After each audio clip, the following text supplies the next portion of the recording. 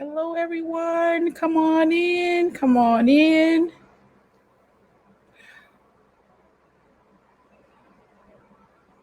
Come on.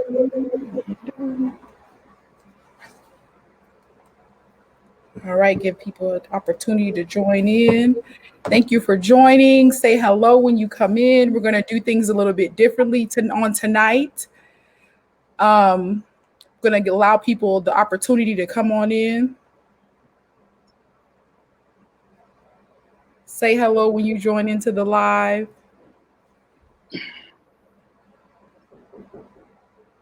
Hello, hello, hello.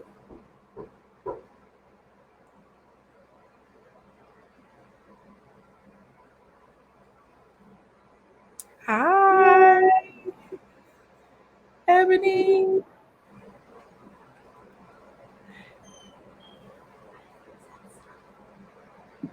Going to allow people the opportunity to come on in.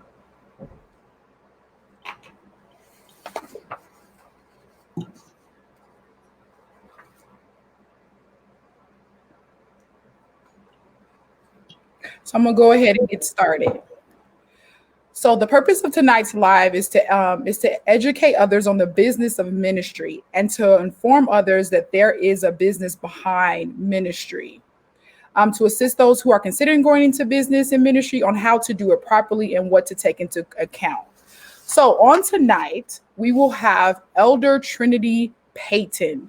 So Elder Trinity was born in New Orleans, Louisiana, to missionary Betty Walker and Payton and James Betty Walker Payton and James Edward Payton Sr. His family moved to Las Vegas, Nevada in the 80s, where ministry began for him at the age of 15. After he received salvation and filled with the Holy Spirit during a revival, he now has over 15 years of ministry experience under his belt. So I'm just going to leave it at that, and I'm going to go ahead and bring in Mr. Elder Trinity Payton. Hello. Hey, cousin, how are you? Good. How are you? I'm good. You tried to play me. I was going to give him that whole bio, but I thought, let me just let him live a little bit. No, you tried to play me tonight with being dressed up, and I had to. Okay, so for the sake of time, we're gonna go ahead and we just gonna dive right into the conversation. So identifying your demographic and knowing who you are called to.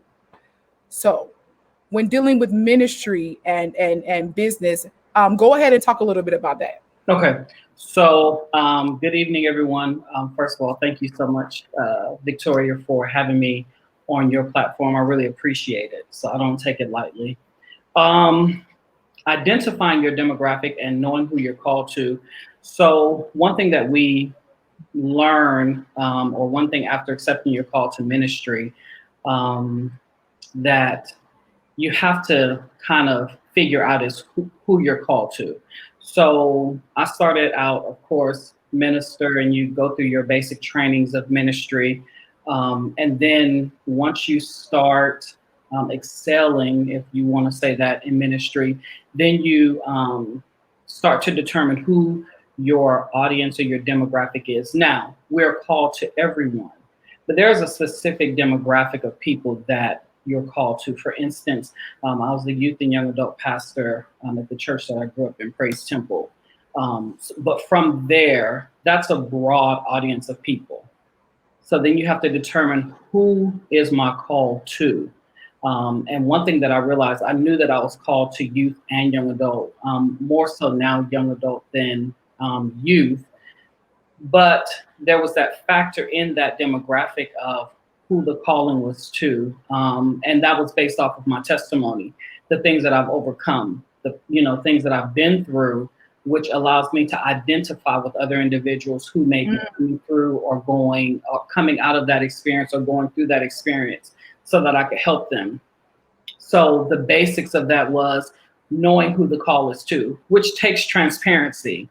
And that's something that a lot of people don't want to deal with, is the transparent part of ministry. What happened in your life outside of your you hear people with the generic testimony, I'm saved, sanctified, and filled with the Holy Ghost, but what were you saved from? Yeah. And that helps you with the demographic of who you're called to, so that you can assist people and help people come out. So I knew that I was called to young adults, called to those who may have identity issues. My father died when I was 15 years old. So I had issues, father issues. I didn't have a father in the home after that time. So those were some of the things that I had been through that I knew that I could help, aid, and assist others through.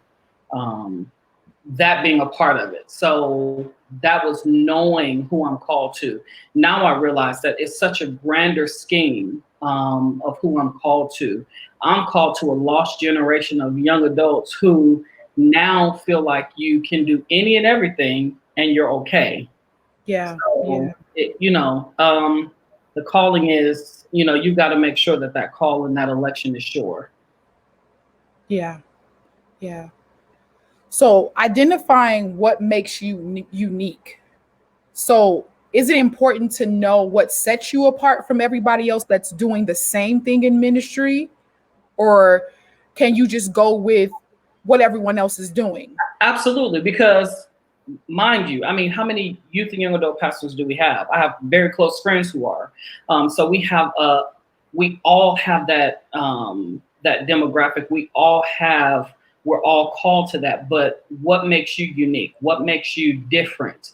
What are you bringing to the table different than the person that you're going to be working with, or different than those that work in the same league as you? How many people have conferences? Mhm. Let's start there. I mean, we know so many that have conferences that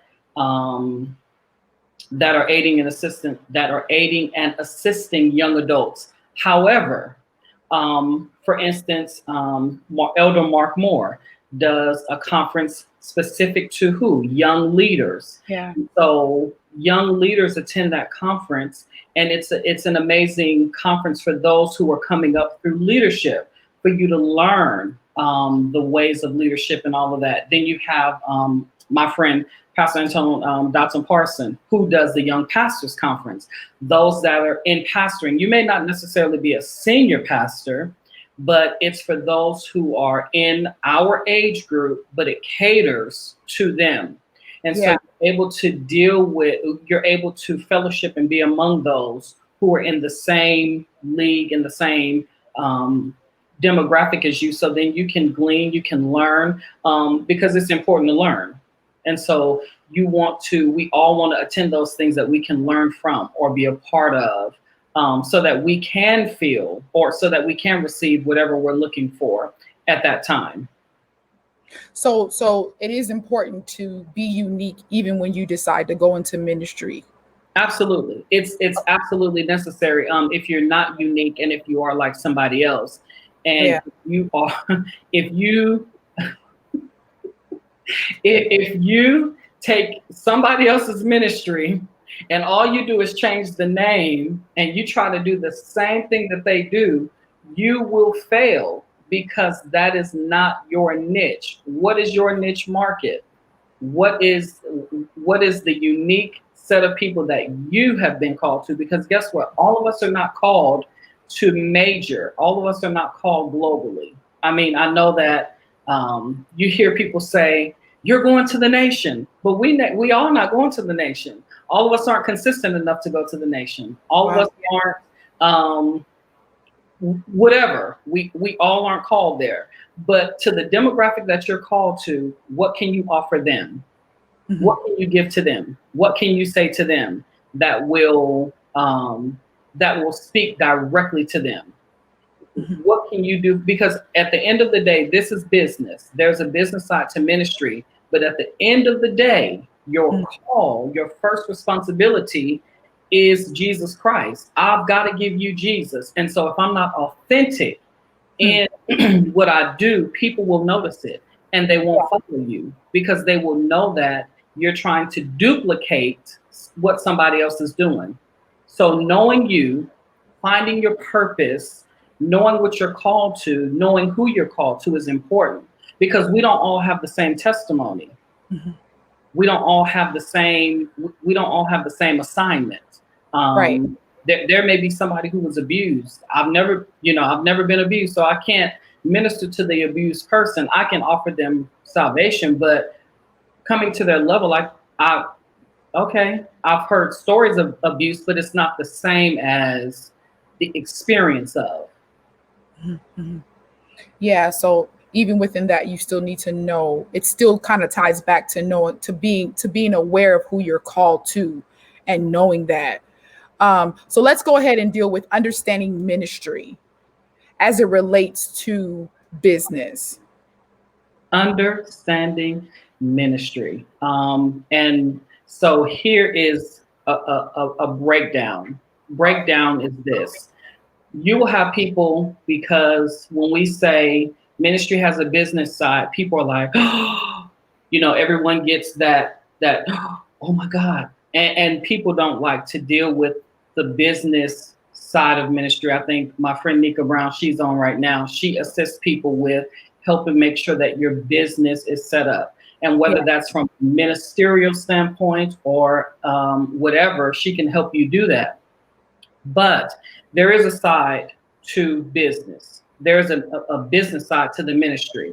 And that side is, although I'm called to the ministry, let's for instance say right now, my normal job is systems administrator. That's what I do, 8 to 9 to 5, let's say that. But in the ministry, I'm an elder by ordination. I'm an executive pastor by title. Now, at my church, I'm not on a paid staff. However, there are churches where if you're an executive pastor, you are paid to do that job. Okay.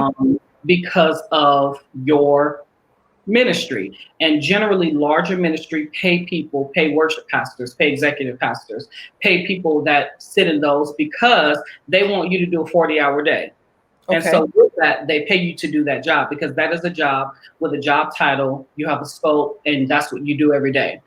Well, it's the same thing with ministry. If I'm called to ministry, once I get into the ministry, if I go to school for counseling, or if I go to school for therapy or whatever, and now I'm a licensed evangelist, or I'm this or I'm that, and I decide to Trinity Paid Ministry. So this has now become my brand. I'm branding that. And within that, I'm doing therapy or whatever.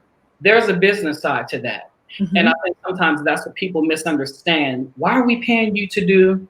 Because there is a business side to it. And people deserve to be taken care of for their time.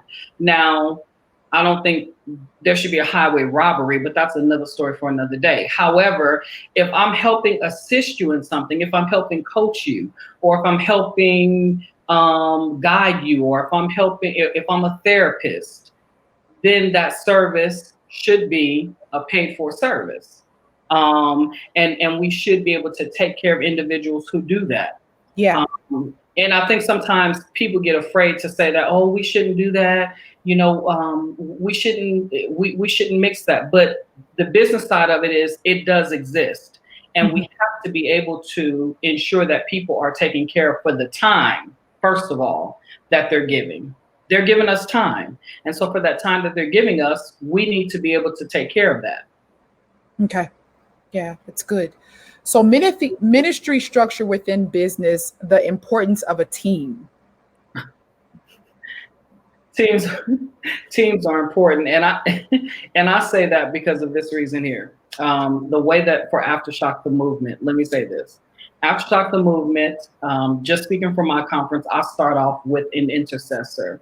I always start off with my staff with intercessory, because I need that person who's able to cover us, cover every decision we make, cover the speakers that we're bringing in, to make sure that not only am I hearing, but I want to make sure that what I'm hearing is correct, because sometimes we get clouded.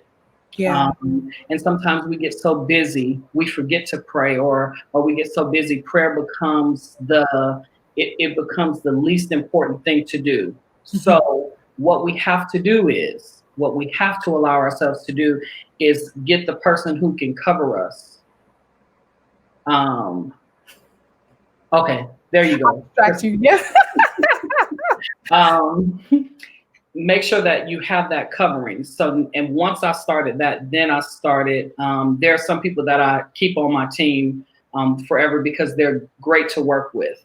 But you got to make sure you have good administration. Administration will make or break you.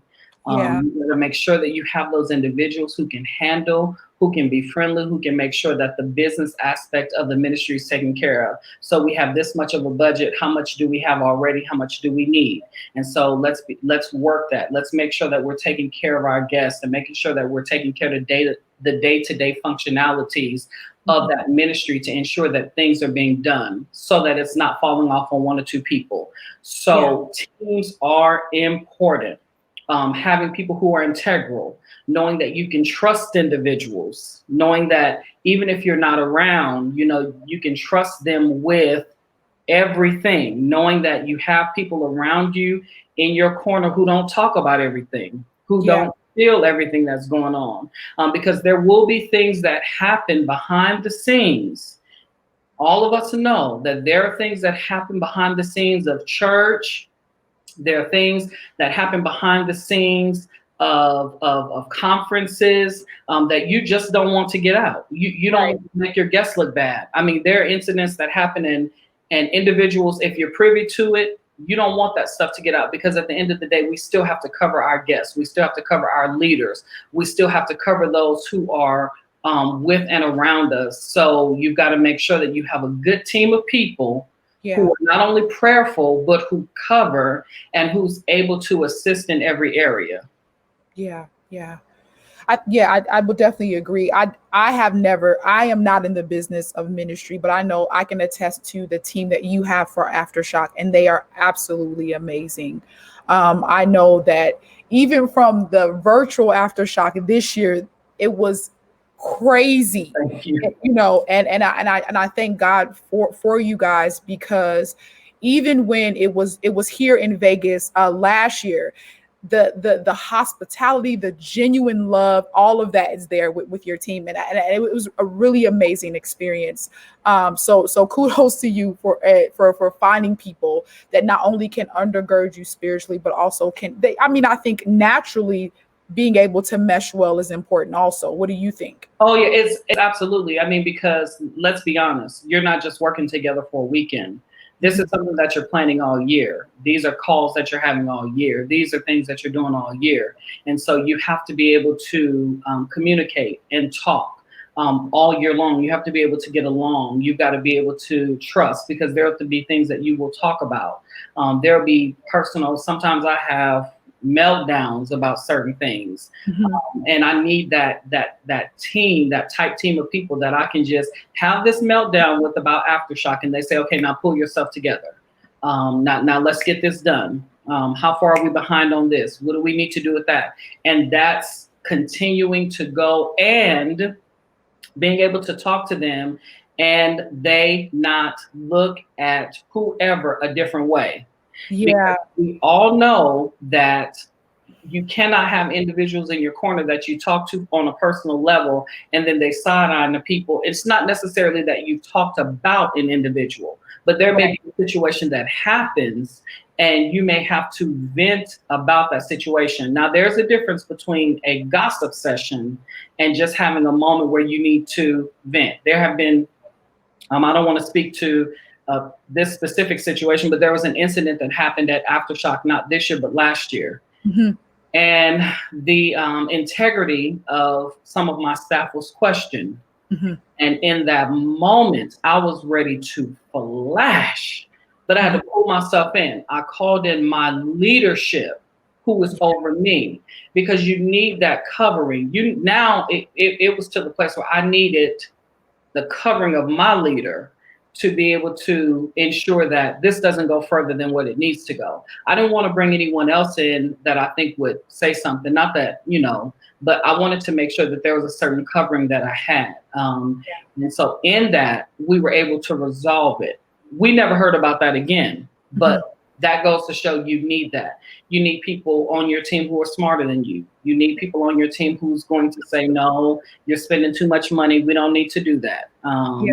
No, Let's not be excessive with this. Let's do this. How about this? You need that buffer. You need those individuals who will talk to you and who will communicate and not be afraid to say, I disagree. Yeah. I disagree. I don't agree with that. Let's, what about this? And you got to be okay with that. Yeah. Yeah. Okay. Understanding how to brand and market yourself and your ministry. And I'm big on brand. I have my Aftershock t-shirt on, but when I got on here and seeing you dressed up, I had to take my Aftershock t-shirt off. But I'm all about branding, so you got to make sure. I'm all about spending the money to ensure that you have the proper branding.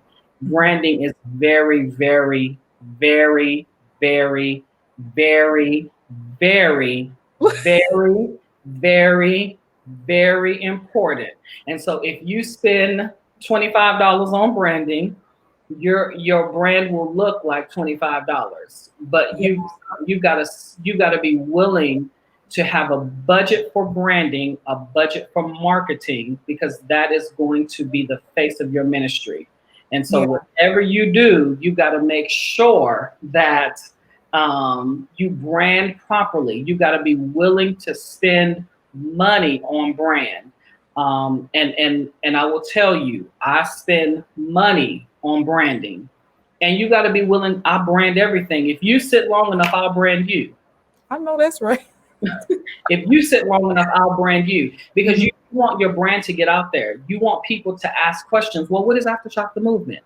And when is that? And when do you guys do that? And you want people to ask questions. So you got to be willing. You got to brand backpacks and cups, and you got to brand. You got to have a proper website branding. You need great marketing. So you need individuals who are really good with marketing, who are just not going to take a template from Canva and drop your stuff on there. Something that you could do. You want somebody who's going to take the time and really help you brand the face of your ministry and really bring it out. Really bring out what you and help it look like you. So that's important. I mean, marketing and branding is, if you don't have that, you don't have nothing. And it took me years to do a proper branding. I think I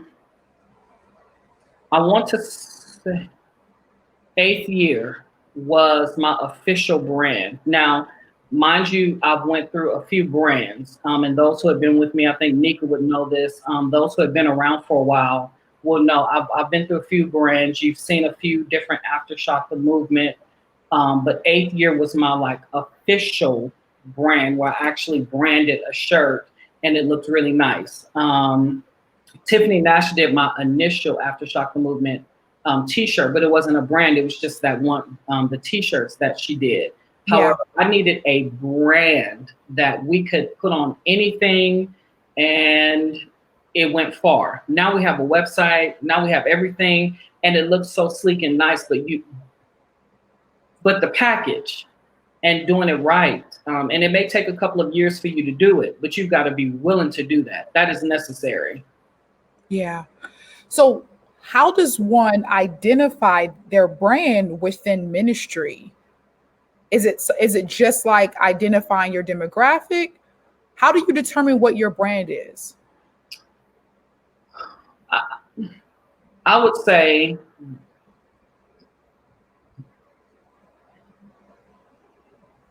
trying to be careful.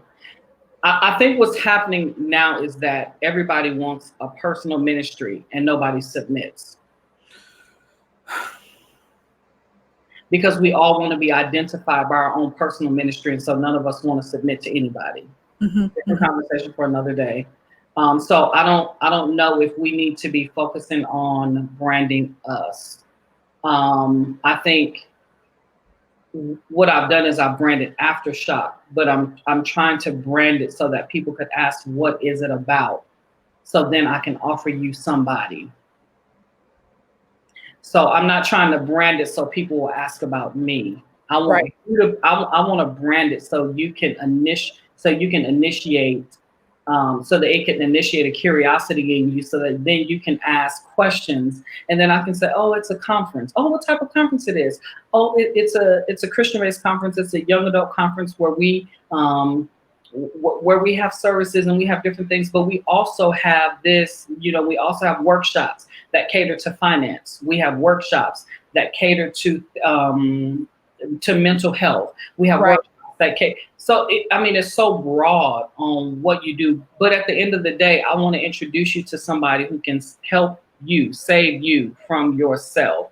And I think we're so busy trying to brand us. And I think I heard Anton say something like that a while ago. We're so busy trying to brand everything about just ministry in general. And I'm not saying that it's a bad thing, but also at the close of the day, what is your purpose behind branding and marketing?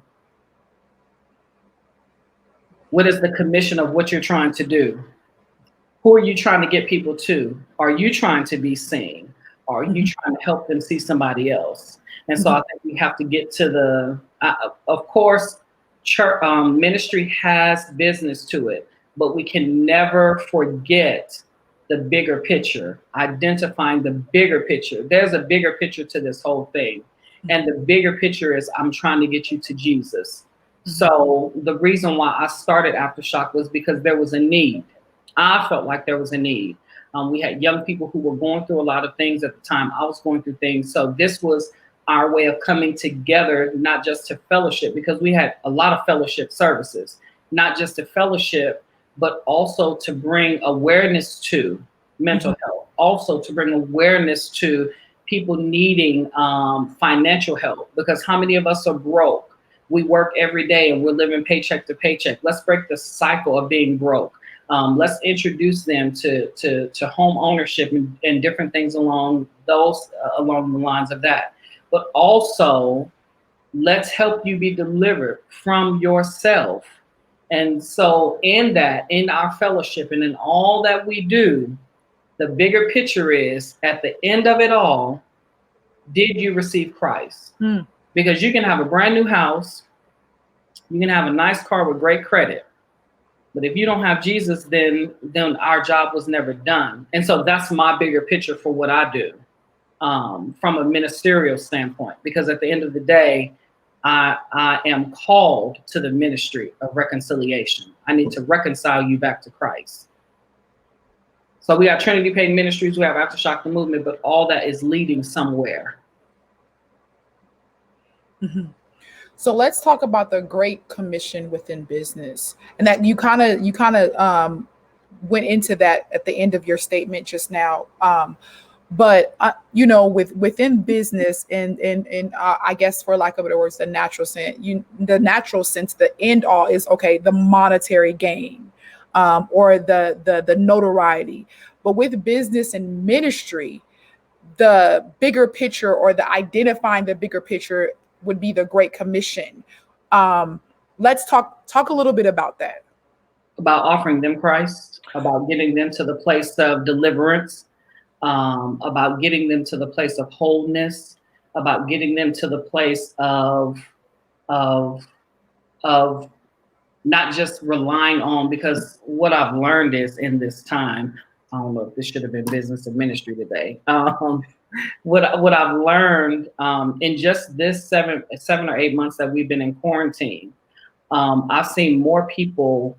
A lot of people are getting closer to Christ, but you have a lot of people falling away from Christ. You have a lot of people who were so reliant on the building itself. And so everything was based on a dance and a shout. Wow. Everything was based on a Hick Messiah and a he coming in a Honda. And so you have a lot of people who were so driven to the dance and the shout that they can't live outside of the four walls. It's become impossible for a lot of people, because relationship was very surface. So you have a lot of people who go to church, but they never pick up their Bible. You have a lot of people who go to church, but honestly, they themselves don't pray. Other people pray for them. And so we've created prayer teams, and we've created prayer partners. And so my prayer partner prays, but I never pray. I go to church and I get the Bible, but I only pick it up on Sundays. And so I think that's where we have to really get to the place of this. Yes, there is business in ministry. Yes, ministry does have a business, but I can never be so sold on trying to be popular and trying to be a brand that I'm sending my own soul to hell, because I can do a million conferences and we can do all of these conferences and we can have our own personal ministries and we can have Trinity Paid Ministries and Lights and we can have Aftershock the Movement hanging from rooftops. But honestly, we could build all of this up to be a wonderful business. We can have registration and we can have all of these things. You can have people who sow into you, but if you're not the first sower into yourself, if you're not the first sower into your own ministry, if you're not the person who's giving first to yourself, how come you want me to believe in you and I've never seen you sow into your own ministry? Because every time I turn around, you begging for $20 or $30. Every time I see you, you're asking for this. And so I need you. You asked me for 5,000, but I want to see you sow 5,000 into yourself. That's good. Let's start business there. And I think it's when we start making the sacrifice of it's going back to Chris Laurie. It's that right there, that statement that he made. We have to identify what is ministry and we have to identify what is business. He said, you can't pick and choose what part to apply. You've got to be willing to dig. You understand what I'm saying? Like there has to be a line. And so we've got to be able to deal in that. And we've got to be able to set parameters and all of that. But even in that, you've got to be willing to, there will be times where you yourself have to give more than you've ever given before. And you may not be able to charge every person that walks in. You may not be able to, there will be a time where ministry will be more important than business. Wow. There will be a time where somebody will walk in and they'll need Jesus and they won't have the registration fee or they won't have this. And you got to be willing to say, you know what, just go ahead and come on in.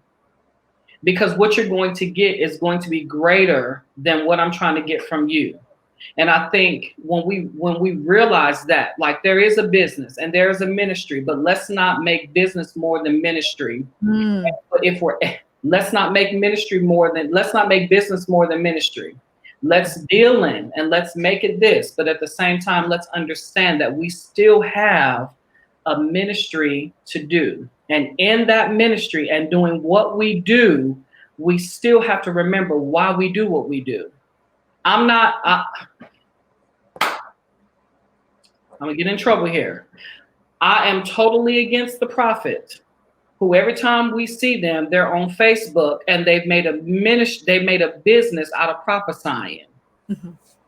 If every time I see you asking for $30 for somebody and then you're gonna prophesy to them, there's a problem there. Baby, I need you to get a job because that's not a business.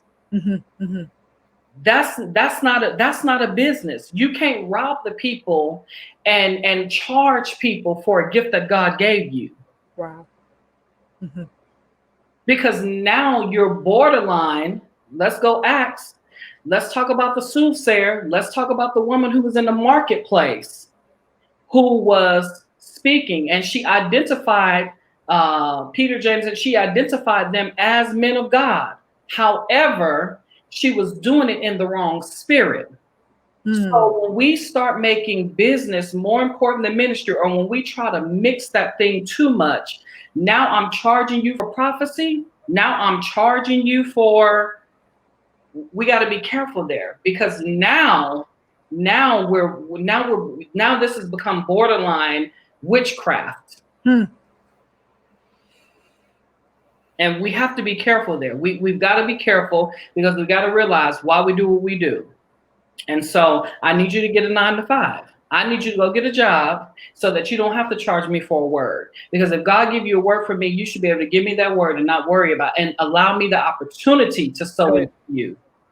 That's good. I don't want to feel obligated or mandated to do something in order to get something from you. Yeah. I will be able to do it because what you said to me confirms what the Lord has already spoken. That's so we just have to be careful. with the mixing of business and ministry. We've got to be careful about that, because so often you see these $100 lines for me to pray for you. If you bring $100, I'll pray and God will heal your family member. If I don't bring the $100, but because my faith says so, I believe that God is able to do it. And so that's where we've got to be like, okay, now I believe you, man. Now, every once in a while, I do believe God will unction you to sow, but I just don't believe that we need to be charging people for gifts that God has given us. I don't believe that. And I could be wrong, but I don't believe that. I don't believe that. I'm trying to stop now. I don't believe that. No, you can continue. I don't believe that. And so that's where we have to take it, and we've really got to take a look into it. And so that's where you look at branding, you look at marketing, you look at those type of things. Singers, brand and market. You have speakers, you have those people that speak, that travel internationally, and that's what they do for a living. They're traveling evangelists. They preach and they do that. Some of them have 9 to 5, some of them don't. I ain't here to judge nobody, but I just believe that you can do whatever you do. I'm not knocking those who travel, but what I want to say is we should not put a price tag. We should be careful about the price tag that we put on the gospel. We should be careful about how we handle those type of things, because although I do believe that the man and the woman of God should be taken care of, I do believe that we have an obligation to them. At the same time, I believe that we have to be careful that we don't overindulge and, in either side of this thing, that we don't go too far left to the point where we forget the reason why we do. Doing things that will take us out of character. So somebody didn't give you your $3,000 honorarium that you asked for. And so now you're around here calling people niggas and no good and and you out here screaming and hollering, and it has taken you out of character. That's where you've got to be careful at. Yeah.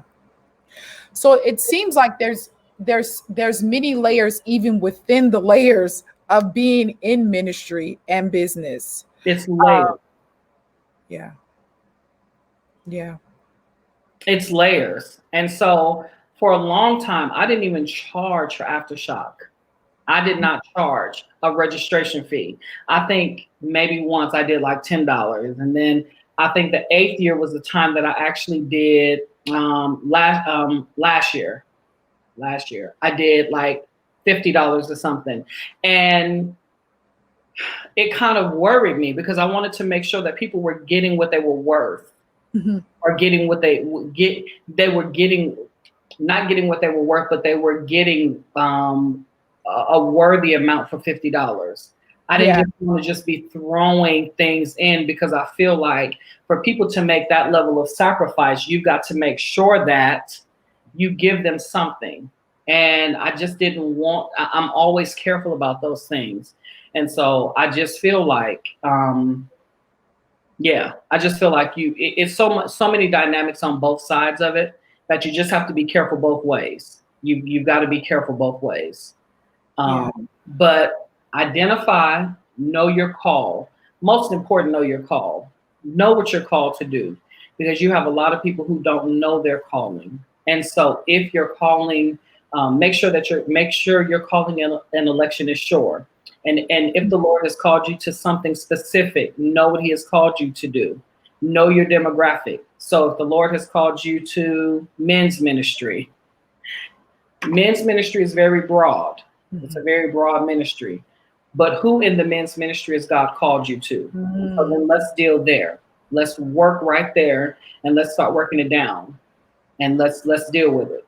And so once you identify your demographic, now you're building that ministerial side. Don't worry about branding. Don't worry about marketing until you know your demographic, know who you're called to. Don't worry about all the extra stuff that comes with this until you know your demographic, until you know who you're called to and what you're called to do. And once you realize that, then you can work so many other things. But I think we sometimes put the horse in front of the carriage. We're trying to build our own ministry, and we're forgetting that there's so much more to do besides that. Mhm. Mhm. Let's make sure you can get it. Let's make sure we have prayer lives first. Mhm. Mhm. That is quite important. Listen. So let's deal with education. Is there a level of education that one should have before going into ministry? And and when I talk education, I'm not just talking going to school to learn the different elements of the scriptures in the Bible, but should there be like a business classes that one should take to aid in that? But is education an important component in going into the business of ministry? I believe so. I think you should take. I mean, if if you're going to endeavor into business in ministry, then I think you should take a business course. I think there are certain things that you need to know about. And if you don't do that, then you need to surround yourself with individuals who Mm, have taken those courses, who do understand and who can, and then you allow them to work that portion of that. mhm, So mhm, if there's something that I specifically need to know about business licensing or anything like that, I know for sure that I can reach out to Nika mhm, because I know for sure that she knows about that. She mhm, is knowledgeable there. She's much smarter than I am in that area. mhm, And so because of that, I have somebody that I can lean on. If mhm. it's something that I need to know about, let's say, marketing and branding, because I'm not the perfect person. There's a lady by the name of Tamil Curtis. She's amazing. Mhm. I actually sat down and met with her and did a one-on-one session with her, and she was able to walk me through some things. But those are things that if you don't know, and if you haven't taken that course or you haven't taken that class, then connect yourself with individuals who have. But I think it is important that if you don't necessarily go to a four-year university or to a community college, if there are courses available, I think you should take those courses. Mhm, mhm. Absolutely. Yeah. So from what I hear, what I'm hearing from you is there is a level of intuitiveness that one needs to have within this area, and also a level of humility, because it takes it takes a great deal of humility to be able to say, "Hey, I don't know this. Can you help?" And also a level of humility to say, I don't really know where I am right now, or I don't really know what area I need to be in, but I know that I've been called to do this. Because I feel like even with there's a level of arrogancy that can be gathered from some people that operate within ministry, and it's not a level of that it's not they're not truly arrogant. It's just that they know who they are in God, and they know Yeah, what they've been called to do. So is it important for one to first be sure and be humble enough to be sure of who they are and what they've been called to do, but also possess some of those a quality trait or personality trait of humility? absolutely. And you need that those individuals on your team. Yeah. So, for instance, my pastor does Emerge Live Network, and so within his network, he consults with you about what you've been called to do. Because it's like you said, a lot of us are called to something. And we all have a work to do. Well, what is your calling to? So he helps work out those things. He helped talk you through those things. So then you could get to the general dynamic of where you're supposed to be. Now we can coach you in the area where you are. And now we can help bring that thing to fruition. Um, it's not like a lot of us who started out young. A lot of us started out in late 90s, early 2000 ministry where our leader said, "You're going to be the youth pastor, go." I was the person that I actually took classes. I went to Bethany College, the Assemblies of God. I did that. I did youth ministry with them and church administration and all of that because I wanted to understand the dynamics of that side of church. I took courses that were specific to what I needed at the time Mhm. because I wanted to be fluent in that area. Yeah. But even with that, I surrounded myself with individuals who were successful in Mhm. what they did.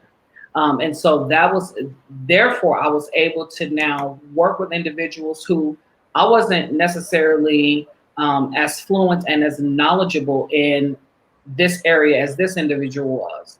And so that's where Clinton House, that's where Ender Austin, those individuals are like brothers to me now because we worked in ministry together. And I was able to lean and glean on them. We were able to talk things through and work out kinks in a lot of different ministry things, because Clinton House was in a larger ministry. So we're able to learn from him from a larger perspective, and you're able to glean from individuals who may have more knowledge or are more knowledgeable in certain areas than you. That's where teams, friendships, associations, all those things come into play, because that's what's going to keep you humble. That's what's going to continue. If you're the smartest person in your circle, you're already in trouble. That's good. Yeah. So almost like within anything, you should aspire to have some type of mentorship or coaching. Absolutely.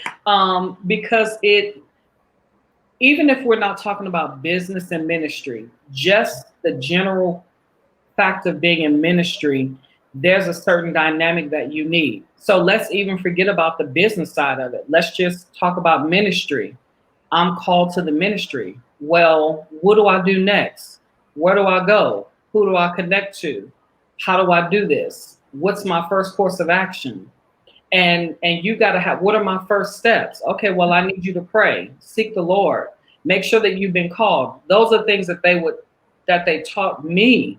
However, now people are like, okay, so now what do I do? Now where do I go?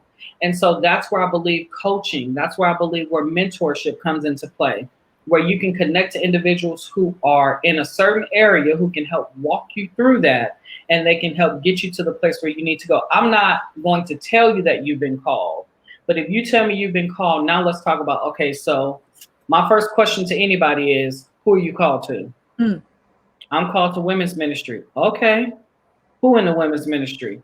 Because the women's ministry started at 18, all the way up to forever. So now let's deal with who in there, what in there, and how do you know you've been called there? And those are the questions that will either those questions, or either you're going to go back, write them down and figure them out, or you'll get frustrated and you won't do it at all. So then that lets me know if you've really been called or not. So have you ever been in a situation to where someone's told you they've been called to ministry, but they're not sure where or what area? Absolutely. How and with that, how does that necessarily? Are you oh goodness, are you often called to ministry without knowing what area? I'm called to preach. Okay, so you're called to preach. So I think over time, I think through prayer you learn. I am by, if we wanted to put a specific, I'm an evangelist. That is my call. That is my function. Okay. I'm an evangelist. I know that. I'm called to I'm an evangelist by calling. I know that. So I'm called to the ministry of evangelism, the evangelical ministry. We go in, we set things straight, and we keep going. You have people who are prophets. You have people who are teachers. You have people, there are so many variations of it. You have individuals who are intercessors.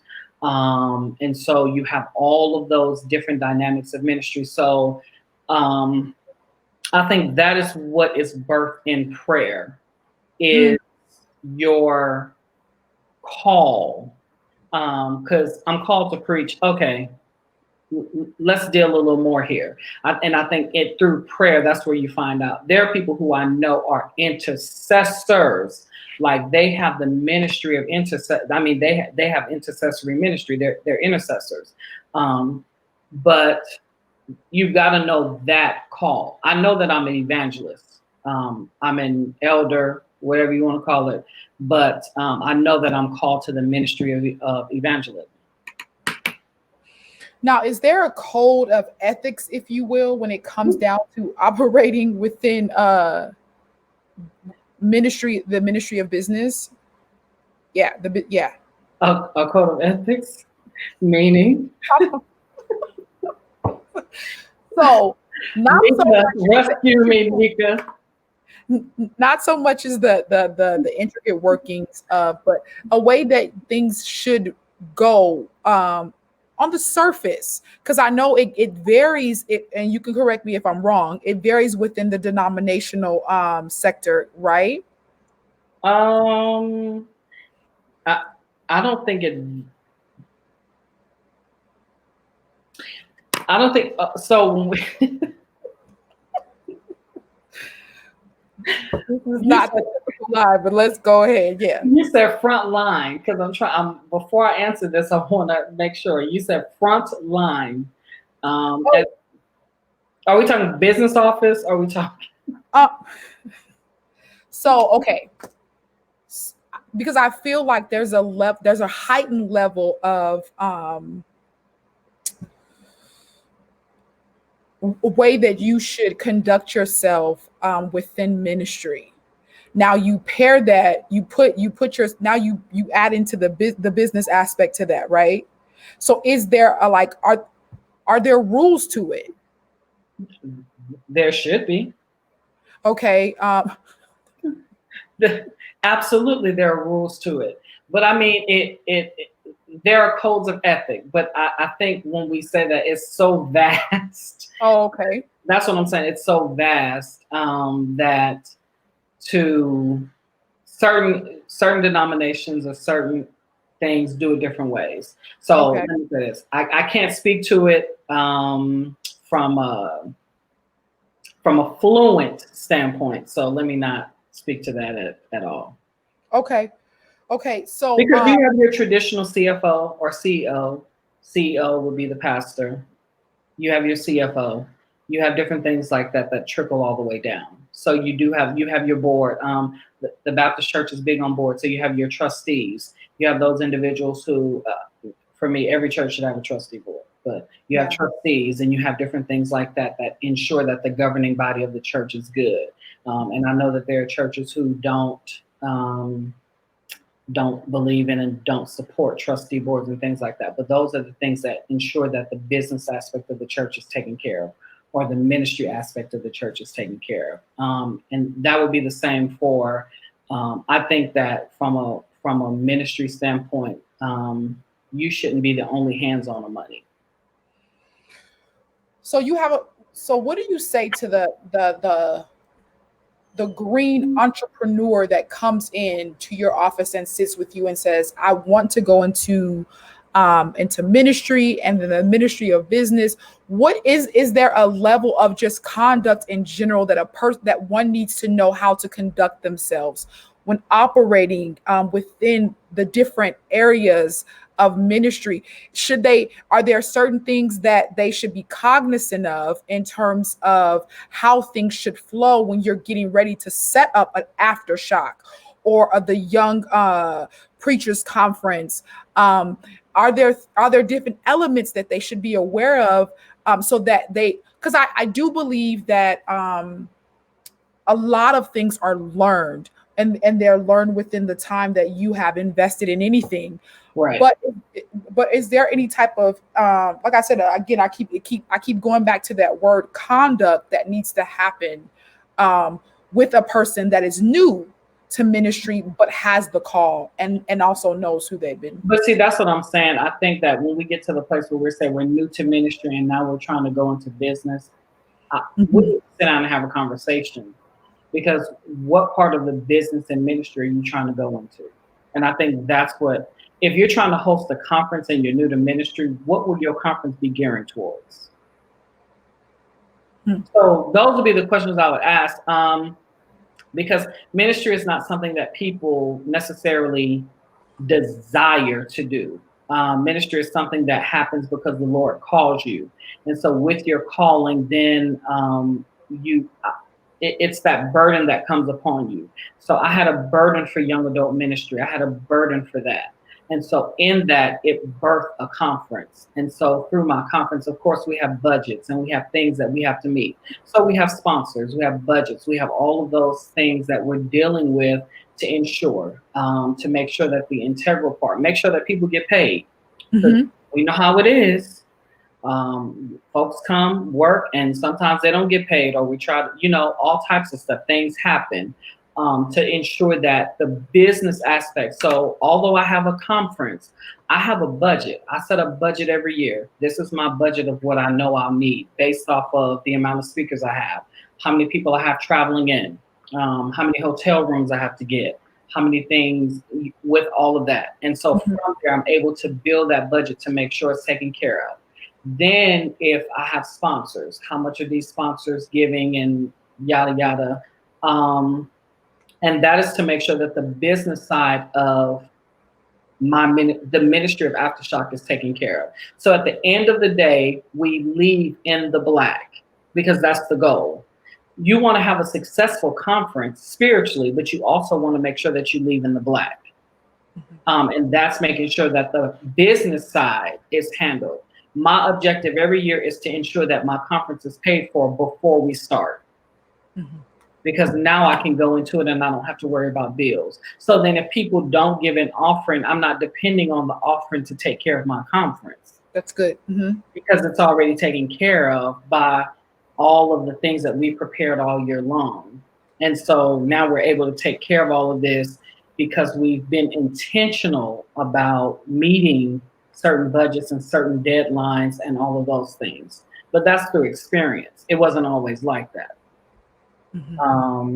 And that's through ensuring that you have the right team and the right people around you who are making sure that you're not frivolously spending unnecessarily. And that would be for church and everything, just making sure that, and pastors know this, so you don't have to tell them this, making sure that you have the necessary people around you. But if you're starting out in ministry, I would not say, I would be against somebody starting out in ministry and in the first 6 months you say, okay, I'm getting into the business of ministry and I want to do, you're like, what? You've been So is there a specific time frame that one needs to be in a ministry before saying they've been called to the business of ministry? But it depends on what you're doing. And I guess at the end of the day, that's what we have to get to the nitty gritty of. What are you doing? Okay. What is your purpose? And all of that. So once we figure that out, then we can move forward.